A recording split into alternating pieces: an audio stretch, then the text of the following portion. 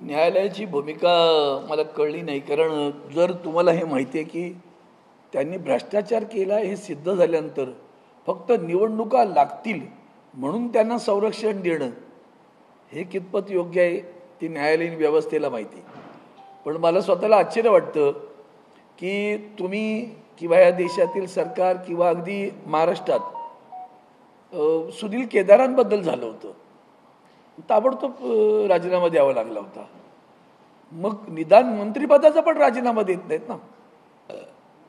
माननीय न्यायालयानं निदान एवढं तरी केलं पाहिजे की त्यांनी मंत्रिपदावर राहून त्याचा उपभोग घेणं जे सुरू आहे आणि मग आणखी त्याचा गैरवापर करून आणखीन यंत्रणांवर दबाव येणार आहे, त्याबद्दलही न्यायालय स्पष्ट बोललं नाही. म्हणून फक्त निवडणूक लागेल काय फरक पडणार आहे, यांना फरक नाही पडत बरं का. त्या निवडणूक आयोगालाही फरक पडत नाही आणि राज्य सरकारला आणि केंद्र सरकारलाही फरक पडत नाही. तुम्ही भ्रष्टाचार करा, दुराचार करा, अनाचार करा, आमच्याबरोबर राहा, तुम्हाला सगळ्यांना क्लीन चिट मिळेल असं भाजपचं एक नवीन मंत्र आहे. आणि यालाच म्हणतात party with difference. He party with difference आहे.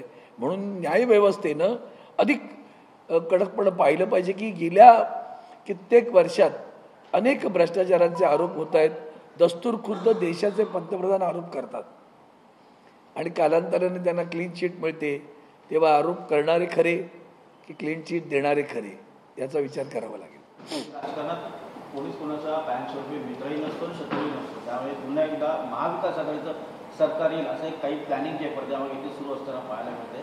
विशेषतः भाजपला सत्तेबाहेर ठेवण्यासाठी इतर सर्व पक्षांची मोठ आहे ती महाविकास आघाडीवर बांधण्याचा प्रयत्न नाही. असं मला तरी काही वाटत नाही किंवा घडतंय असं कुठे चित्र दिसत नाही. कदाचित ज्यांना सत्तेवर त्या एकत्र राहून युतीत राहून सुद्धा बसता आलं नाही किंवा बसले तरी कारभार करता येत नाही आहे, चारी बाजूनं चेपलं जातंय, हे लक्षात आल्यामुळे कदाचित हा विचार त्यांच्याकडे सुचला असेल तर मला कल्पना नाही. पण या विचाराबद्दल आमच्याकडे अशी कोणती बातमी किंवा कोणता विचार झालाय असं मला वाटत नाही.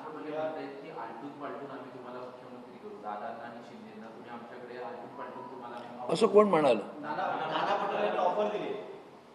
मला असं वाटतं की कोण ऑफर देणार आहेत ज्यांना स्वतःला पालकमंत्री केलं नाही. एवढं नाही लक्षात का आपल्याला?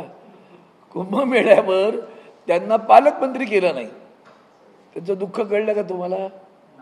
ते पालकमंत्री होते, तिथे गिरीश महाजनांना केलं नाशिकला पालकमंत्री. मग ही सगळे दुःख आहेत आत्ता त्यांना कळायला लागलंय. हे आदरणीय पक्षप्रमुख उद्धवजी ठाकरे साहेब सतत सांगत होते यांचा हेतू वेगळा आहे, यांना शिवसेना पक्ष खतम करण्यासाठी काय काय करता येईल ते प्रयत्न केलेत. तुम्ही लाचार झालात आणि म्हणून तुम्ही जे केलं कृत्य ते इतकं हिणकस आहे की या तुमच्या संबंध आयुष्याच्या आणि महाराष्ट्राच्या राजकीय कारकिर्दीला काळीमा लावणारं कृत्य तुम्ही केलं. त्यामुळे अशा गोष्टी बोलतोय कोण याला पण महत्व आहे. तुमची क्रेडिबिलिटी काय आहे, तुम्ही कोण बोलताय हे लक्षात घेतलं पाहिजे आपण. तरी पण मी सांगतो ना तुम्हाला, आम्हाला असं वाटत नाही की ज्या पद्धतीनं राज्यकारभार सुरू आहे तो पाहिल्यानंतर तुमचा एवढा मोठा आकडा आहे, कारभार करून दाखवा ना. एक लक्षात घेतलं पाहिजे, उभ्या महाराष्ट्राला एक गोष्ट लक्षात घेतली पाहिजे की ज्या राज्य सरकारचा अर्थसंकल्प गेल्या वर्षी 675 कोटी रुपयाच्या तोट्यात होता, यंदा तो तोटा 45,000 कोटी रुपयाचा झाला. महाराष्ट्रातल्या सर्वसामान्य जनतेला या आकड्यांनी कळणार नाही, पण एक गोष्ट लक्षात येईल की सरकार कर्जबाजारी झालं, कर्जात बुडतंय, कुठल्याही योजना राबवता येणार नाही इतकी वाईट परिस्थिती महाराष्ट्र सरकारची आहे. कुठे 675 कोटी, कुठे 45,000 कोटी रुपये, एवढा जर तोटा झाला असेल तो भरून काढणार कुठे? फक्त सत्तेसाठी बहिणींना गंडवलं, त्यातल्या आता बहिणींना घरी पाठवलं, त्यांना रद्द करून टाकलं. आमच्या बहिणी पण बिचाऱ्या भोळ्या, भाव कुठल्या कॅटेगरीचा तिने बघितलाच नाही. शब्दाला जागणारे भाव त्यांच्यात आहेत का आत्ता? त्यामुळे शब्दाला न जागणाऱ्या माणसांवर विश्वास ठेवून तुम्ही वागलात, त्याचे परिणाम तुम्हाला सोडा पण महाराष्ट्राला भोगावे लागत आहेत.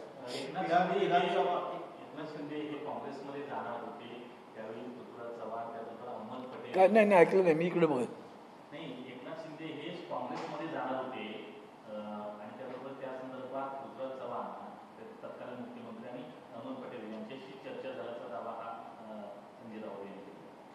नाही कल्पना कुठे कधी जाणार होते. मला माहिती नाही ते जाणार होते की नाही, पण त्यांचं एक गोष्ट मला माहिती आहे, कल्याण डोंबिवलीच्या महानगरपालिकेच्या निवडणूक यांच्यावर बसता येणार नाही असं त्यांचं वाक्य आहे. यांच्या मांडीला मांडी लावून मी बसू शकत नाही, माझा राजीनामा घ्या असं ते म्हणाले होते. पण ते कुठे जाणार असं म्हणाले नव्हते. ते गेले कुठे हे जगाला कळलेले आता. म्हणजे त्यांच्या बसणार नाही म्हणतात, त्यांच्याच मांडीवर जाऊन ते पुढे बसले. बिहार विधानसभा जवळ आलेली आहे, तत्पूर्वी जेडीयू एक मोठा निर्णय घेण्याच्या तयारीत असल्याचं माहिती जी आहे समोर येते आहे. त्यामुळे एनडीए जे आहे ते अल्पमतात जाण्याची शक्यता आहे. त्यामुळे कुठेतरी सत्तांतर दोलनामय परिस्थिती केंद्रात देखील आहे, त्याचा परिणाम महाराष्ट्रात देखील सत्ता गटासाठी होऊ शकतो. त्यामुळे केंद्रातलं काँग्रेस सरकारचे काँग्रेसचे नेते ते जर पडद्यामागून होऊ शकतं. केंद्रामध्ये आजही भारतीय जनता पार्टीचं सरकार नाही, हे पहिलं लक्षात घेतलं पाहिजे. त्या सरकारला चंद्रबाबू नायडू आणि नितीश कुमारांचे टेकू लागलेले आहेत. या टेकूंनी टेकू आपला जरा दूर केला तर केंद्रातलं सरकार टिकणार नाही, हे सत्य आहे. फक्त ते कधी करतील आणि किंवा करणार नाहीत याबद्दलची शाश्वती दोन्ही नेत्यांबद्दलची देता येणार नाही. आत्ता बिहारच्या विधानसभेच्या निवडणुका येऊ घातलेत, त्यामुळे बिहारमध्ये अस्वस्थता आहेच. पण तरीसुद्धा आज यावर निश्चित भाष्य करता येईल असं दिसत नाही. कारण नितीश बाबूंचा आत्ताचा कारभार किंवा भारतीय जनता पार्टीला अभिप्रेत असलेला कारभार याच्यामध्ये जमीन आसमानाचं अंतर आहे. आणि म्हणून विधानसभेच्या निवडणुकीच्या पार्श्वभूमीवर त्या वाटाघाटीमध्ये घाटा झाला तर मात्र गडबड होईल. वाटा मिळाला तर कदाचित, आता त्यांचं म्हणणं आहे की उद्याचा मुख्यमंत्री नितीश कुमारच होतील असं जाहीर करा. भारतीय जनता पार्टी ते करेल असं मला वाटत नाही. तिथूनच खरी ठिणगी पडणार आहे. मग पुढे बघू. औरंगजेबावरून सध्या राजकारण सुरू आहे. नरेश मस्के म्हटले होते की औरंगजेबाची कबर उघडून काढली पाहिजे, हे प्रतीक तिथे राहता कामा नये. पण काही जणांचं म्हणणं आहे की शिवाजी महाराजांचं शौर्य जर दाखवायचं असेल तर ती कबर राहणं तिथे महत्वाचं आहे. तुमचं काय एकंदरीत यावर? मला वाटतं यावर हे असले भाष्य करणं आहे ना, हे सोडा. पहिलं औरंगजेब क्रूर कर्मा होता हे स्पष्ट आहे, स्वच्छ आहे, त्याच्याबद्दल बोलण्याची गरज नाही. परंतु छत्रपती शिवरायांच्या महाराष्ट्रात त्याला इथंच गाडून घ्यावं लागलं, हे कुठे गाडून घ्यावं लागलं दाखवणं तर गरजेचं आहे. नाही तर ते तुम्ही काढूनच टाकता. औरंगजेब कुठे गाडला गेला माहिती नाही, तो या महाराष्ट्रातच गाडला गेला, हे आवश्यक आहे. फक्त त्याचं ग्लॅमरायझेशन करण्याचा जो प्रयत्न होतो तो अतिशय निषेधार्ह आहे. एका क्रूर कर्म्याला इथंच गाडलं महाराष्ट्रानं, ते दिसणं आवश्यक आहे.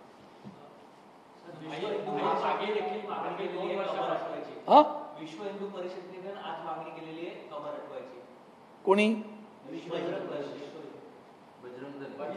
मागणी केली आहे. बरोबर आहे ना. माझं काय म्हटलं, मी आता काय म्हणालो, मला वाटतं वेगळं बजरंग दल सोडा काहीतरी मध्ये जागे होतात, झोपतात, तरी डोळे वटारले का हल्ली बेळात जातात. सगळे आहेत कुठे ते सगळे जण बेळात जातात. ते प्रश्न असा आहे की शेवटी इतिहास तुम्ही पुसणार आहात का? तो दिसला पाहिजे, नव्या पिढीला कळला पाहिजे. आणि तो कळायचा असेल तर औरंगजेबाचं थडगं दाखवलंच पाहिजे ना.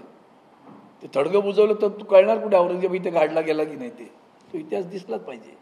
मागील 2 वर्षात आत्महत्याचं प्रमाण वाढत चाललेलं आहे. आज देखील नाशिक आणि बीडमध्ये आत्महत्या समोर आलेली आहे. बीडमध्ये शिक्षकाने आत्महत्या केली तर नाशिकमध्ये शेतकऱ्याने आत्महत्या केली. 2 वर्षाची आकडेवारी, दिवसाला 8 आत्महत्या होत आहेत. शेतकऱ्यांची आत्महत्या आज बघा तुम्ही, कैलास नागरे, जालना, खरंच भयानक आहे अक्षरशः. म्हणजे इतकं वाईट आहे की आमच्या महाराष्ट्रात, खरं तर महाराष्ट्राची म्हणजे रसातळाला गेल्या जमा आहे महाराष्ट्रात. आता बिहारसारखं वाटायला लागलं. आता एक दिवस असा येत नाही, कुठलंही वर्तमानपत्र उघडा किंवा तुमच्या चॅनल लावा तर पहिली दुःखद बातमी कळते किंवा जिव्हारी लागणारी बातमी असत असते. इतका उपमर्द कायद्याचा, इतकं क्रूरपणं वागणं जे बीडमध्ये घडलंय ते पुन्हा दुसऱ्या प्रकरणात आता बीडच्या खोक्या निघालाय. तो बोक्या झाला, आका झाला, खोका झाला. आता काल जालन्यात एकाला भयानक मारहाण करून घेऊन जात होते. गुजरातमध्ये त्यांनी ते काय प्रकरण केलं, गाडी बुडवली, पुन्हा एक राऊंड मारून तो जे काय बेभान होऊन बोलवलं, हे सगळं पाहिल्यानंतर आपण कुठं चाललोय? ते गुजरात राहू द्या, महाराष्ट्र कुठं चाललंय? राहू द्या म्हणजे ते काय वाईट आहेत, ते चांगल्या अशातला भाग नाही आहे, पण माझा महाराष्ट्र कायदा छत्रपती शिवरायांचं नाव घेतो आम्ही संविधान करते डॉक्टर बाबासाहेब आंबेडकरांचं नाव घेतो, आम्ही शाहू फुलेंचं नाव घेतो. त्या महाराष्ट्रात महिलांचं इतक्या वाईट पद्धतीनं अत्याचार रोज होत आहेत. म्हणजे रोज असं पाहायला लागतं की वृद्धानं छोट्या मुलीवर बलात्कार केला. हे काय कसलं प्रकरण आहे? संस्कृतीहीन महाराष्ट्र. आम्ही संतांची, मतिमंतांची, कीर्तिवंतांची भूमी सांगतो, शूरावीरांची भूमी सांगतो. त्या भूमीमध्ये आमचे संत होऊन गेले. त्या भूमीमध्ये हे जे घडतंय ते या महाराष्ट्र सरकारचे अजूनही डोळे उघडत नाहीत. त्यांना फक्त राजकारण आणि सत्ता याच्या पलीकडे दुसरं काही सुचत नाही, काहीच सुचत नाही दुसरं. म्हणून कोकाटेसारखी प्रकरणं घेतल्या तर होत नाही, धनंजय मुंडेसारखी राजीनामा पटकन देत नाहीत. म्हणजे जनाची नाही मनाची लाजही राहिली नाही आणि बुजही राहिली नाही. म्हणून हे घडतंय ते महाराष्ट्राला काळिमा पासणार आहे.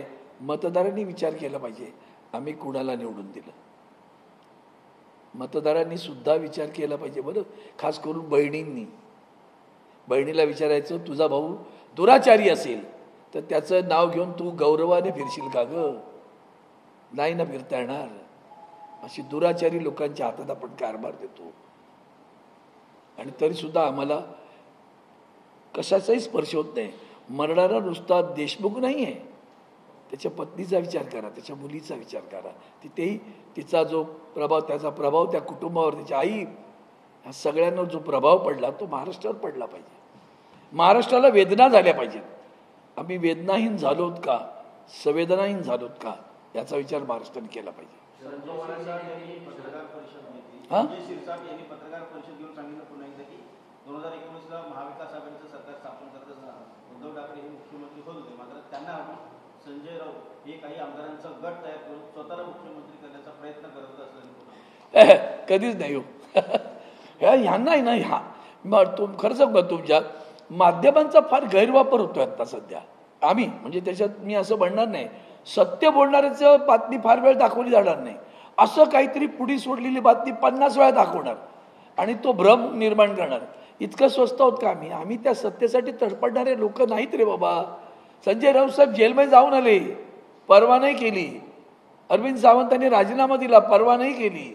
आजही आम्ही तिथेच आहोत मातोश्री, तोच आमचा रायगड आहे. निष्ठा ज्या गोष्टी आहेत ना, या समजायला फार वेळ लागेल. म्हणून असं काहीतरी पुढ्या सोडायच्या, कधी राऊत साहेबांचं नाव घ्यायचं, दुसऱ्या राऊतांचं नाव घ्यायचं कोणाचं, आणि लोकांना भ्रमित करत राहायचं. त्यात माध्यमांचा गैरवापर करायचा. हा जो गैरवापर आहे ना, हा तुम्ही सत्य आलं पाहिजे मागते. म्हणून मला वंदनीय शिवसेना प्रमुखांचं वाक्य आठवतं, फार म्हणाले सांगायचे ते, news is sacred, comments free. बातमी पवित्र आहे, ती तशी आहे तशी दाखवा. कॉमेंट तुम्हाला अधिकार आहे काय करायचं तो करा, पण बातमीमध्ये मी कसा येतो, तो मी येतो म्हणून गडबड होते सगळी.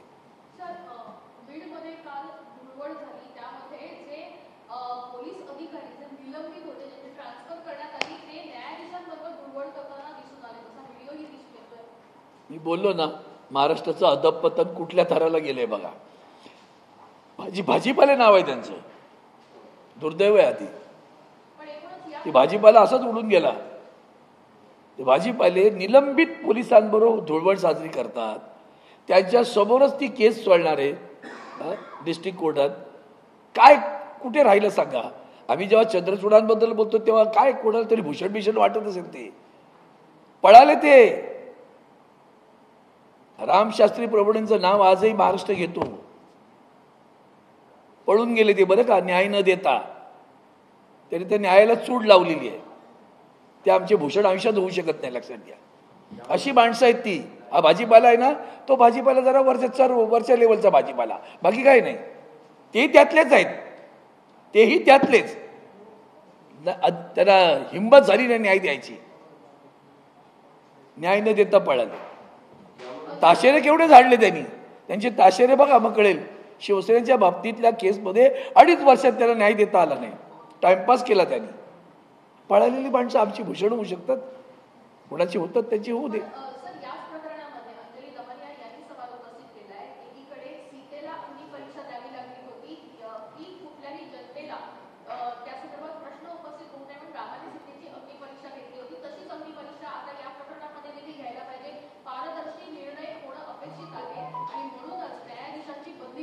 100% बरोबर आहे. 100% त्यांच्या मताशी मी 100% सहमत आहे. त्या भाजीपाल्याला घरी पाठवा. कसले आहे ते न्याय व्यवस्थेबद्दल धाक असा वाटायचा. आम्ही असं वाटायचं बापरे न्यायाधीशांबद्दल कसं बोलावं आपण. न्याय देतात, हे न्याय देतात, हे तर रोज त्या आमच्या संविधानाची धज्जी कोण पहिली उडवत असेल तर त्या न्यायालय उडवते. काही न्यायाधीश म्हणजे आजही मी सांगू शकतो इंदिरा गांधीजींना त्याही तितक्याच करारी आणि मोठ्या होत्या. अलाहाबाद हायकोर्टाने त्यांचं रद्द करून टाकली निवडणूक. खाडकन हायकोर्ट इथं सुप्रीम कोर्ट जीव घेऊन पळते. काय दरार आहे सांगा.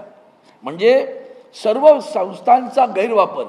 ते इलेक्शन कमिशनर आता जे झालेत ते पूर्वी कोण होते हे पण जरा लोकांना कळू दे ना. कुणाच्या खात्यात कुणाकडे काम करत होते. मागचे ललित त्यांनी ह्यापूर्वी कोणाची वकिली केली होती. तेही सरन्यायाधीश झाले बरं का थोडे दिवसासाठी. ते कोणाची वकिली करत होते. सरन्यायाधीशांना ज्याच्याबद्दल केस चालू आहे कोर्टात त्या मुख्यमंत्र्याला सरन्यायाधीश ताजबाजी भेटतात.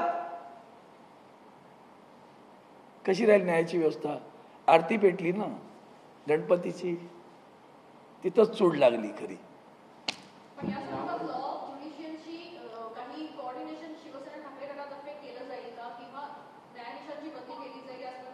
मला असं वाटतं आम्ही आग्रह करणं त्यांची बदली झाली पाहिजे. मस्साजोगमध्ये झालेल्या प्रकरणात देशमुखांच्या कुटुंबाला न्याय, बिचारा तो गेला, कुटुंबाला न्याय मिळाला पाहिजे. आता तो न्याय मिळायचा असेल तर असले हे जे काय आहे ना अख्खं बीड म्हणजे असं कधी कधी वाटतं जसं मणिपूर केंद्रशासित करायला हवं होतं. त्याला 2.5 वर्ष घेतली, 2 वर्ष खाल्ली त्यांनी. दुसरं कोणाचं राज्य असतं तर तिथं सुद्धा देशाच्या संस्कृतीची विटंबना झाली. हिंदुस्थानच्या संस्कृतीची विटंबना मणिपूरमध्ये झाली. देशाच्या पंतप्रधान अजूनही बरं काढलं नाही बरं का. युक्रेनचं युद्ध मिटवायला ते मार्गदर्शन करतात आणि स्वतःच्या घर जळते ते बघायला पहिलं मणिपुरात. आणि एवढं करून पुन्हा तिथं आगडो मुसळलेला आहे परत. आता हे कशाचं होतं काय बघा. म्हणून देश कुठे नेऊन ठेवलाय त्यांचा डायलॉग होता ना, कुठे नेऊन ठेवलाय महाराष्ट्र तसा कुठे नेऊन ठेवलाय देश, असाही प्रश्न निर्माण होतोय. शरद पवारांनी देखील चिंता व्यक्त केलेली आहे. ते म्हणतात की विदर्भ आणि मराठवाड्यातील काही जिल्हे आहेत त्यामध्ये परिस्थिती भयानक आहे आणि यामध्ये या जिल्ह्यांमध्ये विशेषतः सत्तेचा गैरवापर होतोय असं शरद पवार म्हणतात. प्रचंड अनुभव संपन्न असं एक राजकारणातलं आणि समाजकारणातलं व्यक्तिमत्व म्हणजे शरद पवार साहेब.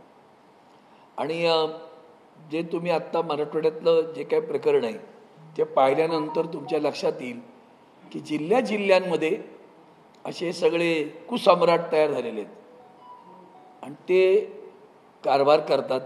ते न्यायालयानं मार्गदर्शन करणार जिल्ह्यातल्या, ते जिल्ह्याच्या SP ना मार्गदर्शन करणार, ते सांगतील तसं SP वागणार.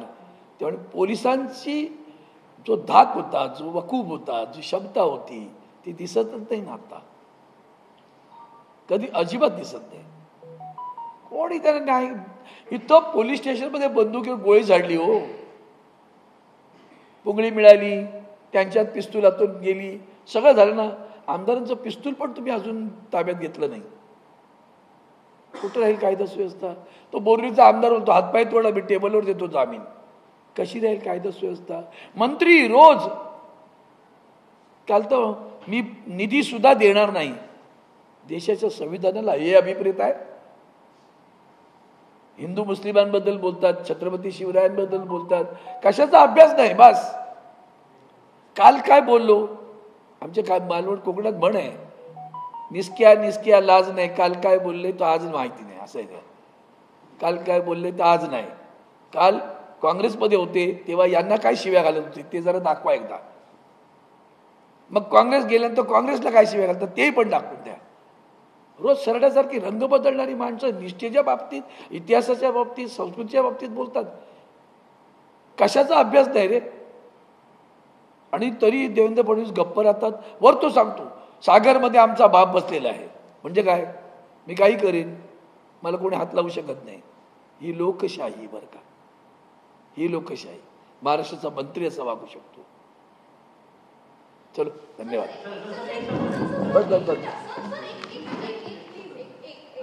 किती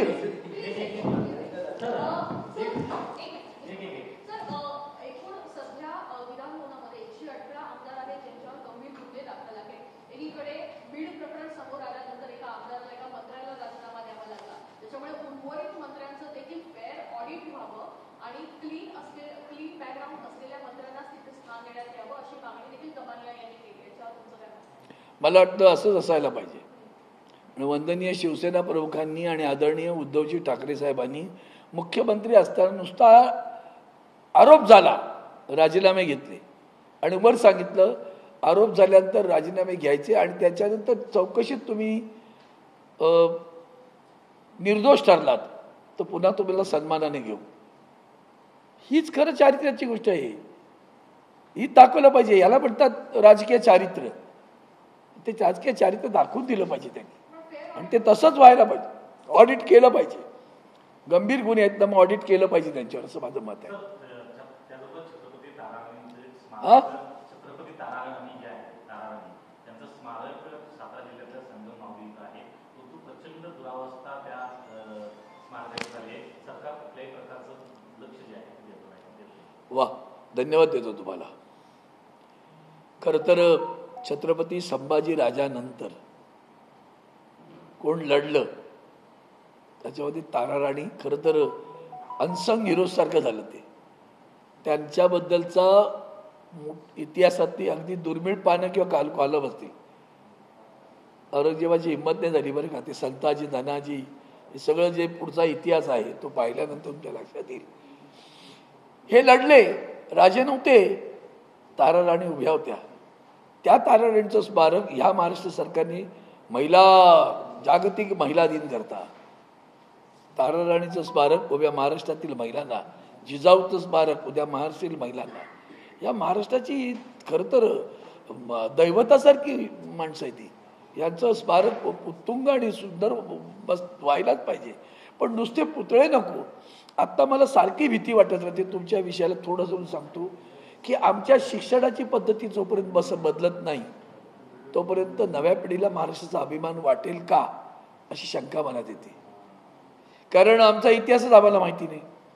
कधीतरी एखाद्या इंग्लिश मिडियमच्या मुलाला विचारा महाराष्ट्र कधी निर्माण झाला, तो नाही सांगू शकणार. संयुक्त महाराष्ट्राचा लढा नाही सांगू शकणार. मराठ्यांचा इतिहास नाही सांगू शकणार. त्याला विचारलं तर त्याने छत्रपती शिवाय एका मुलाला आम्हाला it is not there in our book. एक जण म्हणला it is there in our book, a single paragraph is there. हे इंग्रजी माध्यमातली मुलं. आणि आत्ता आम्हा सगळ्यांना त्या इंग्रजी माध्यमाने एवढं वेळ लावलेला आहे. त्या सगळ्या इंग्रजी माध्यमांना शिकू द्या भाषा जगभरात द्या. इंग्रजी काही आणखीन 50 भाषा शिका, पण तुमची मातृभाषा. मी काल परत बोललोय बघा, मी दाखवतो तुम्हाला. व्यंकय्या नायडू उपराष्ट्रपती होते. ते इंग्रजी उत्तम बोलत आणि त्यांचा श्लेष अलंकार भन्नाट असे. एका शब्दाला अनेक शब्द ते इंग्रजी पण सांगत, इतकं भन्नाट. पण ते नेहमी सांगत भाषणामध्ये मातृभाषेतनं शिकलं पाहिजे. आणि मातृभाषा ज्याला येत नाही त्याचं या मातीशी किती नातं जुळेल याची मला शंका आहे. मी तबल सांगतो. म्हणून हा इतिहास नुसते ते उभारून जमणार नाही. परीक्षा नका घेऊ. प्लासीची लढाई कधी झाली, लॉर्ड क्लाईव्ह काय बोलला, बरोबर आहे ते सगळं. पण निदान हे माहिती असावं, इतिहासाचं ज्ञान त्यांना मिळावं. त्यांना चित्रपट दाखवा, ऑडिओ व्हिज्युअल दाखवा. आणि हे दाखवणं गरजेचं आहे असं मला वाटतं. त्या शिक्षण पद्धतीतली मूलभूत गरज आहे. त्यासाठी पुन्हा मूलभूत मराठी आलं पाहिजे. आणि ताराराणीच्या सोबत आणखीन एक तुम्हाला सांगतो. छत्रपती शिवाजी महाराजांचे वडील शहाजीराजे यांचं तिथे स्मारक त्या कर्नाटकमध्ये आहे. वाळवंटासारखं पडलेलं आहे भग्नावस्थेत. महाराष्ट्र सरकारनेच त्याच्यामध्ये पुढाकार घ्यायला पाहिजे. आणि तो पुढा छत्रपती शिवाजी महाराजांचं हॉस्पिटल मंदिर त्या तंजावरमध्ये आहे. मराठ्यांचा इतिहास छोटा नाही, आपल्याला नाही कळलं. अटकेपार गेलो आम्ही. तुम्ही कधीतरी त्या पानिपतमध्ये जा, तिथे एक नकाशा आहे. तो नकाशा तुम्ही बघा हिंदुस्थानचा, त्यातला अटक बघा कुठे आहे तो, मग कळेल तुम्हाला कुठपर्यंत आपण गेलो होतो. त्या पानिपतात एक लाल आंबा म्हणतात, ते रक्तामुळे तो आंबा लाल झाला असं म्हणतात. तिथं आपण हरलो पानिपतात, पण तरी सुद्धा अब्दाली पळून गेला. जिंकल्यानंतर सुद्धा अब्दाली थांबला नाही, हे लक्षात घ्या. हा मराठ्यांचा धाक, हे मराठ्यांचं शौर्य होतं. ते महादजी शिंदे कुठे आणि आता कुठे याच्यातला विचार केला. म्हणून हा जो इतिहास आहे तो नव्या पिढीला शिकवणं गरजेचं आहे. ताराराणीचं स्मारक अतिशय अभिमान वाटेल असं उभारायला गेलं पाहिजे. तसंच छत्रपती शिवाजी महाराजांचे वडील शहाजी महाराज यांचंही तिथं स्मारक आहे. कर्नाटकात पाहिजे तर राज्य सरकारनं पैसे द्यावेत आणि ते छान तिथे उभं राहावं अशी मागणी करतो.